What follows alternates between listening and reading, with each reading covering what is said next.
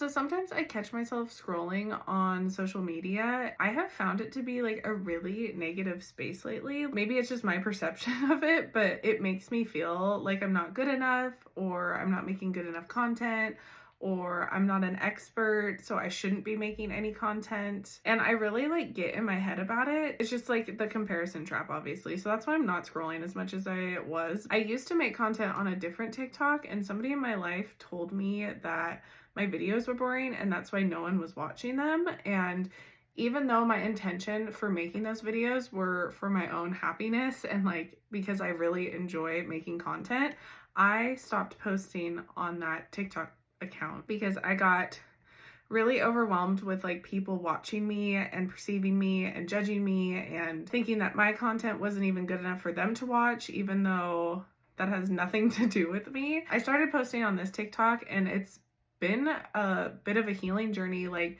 people finding my TikTok or people just like seeing me and like listening to my voice.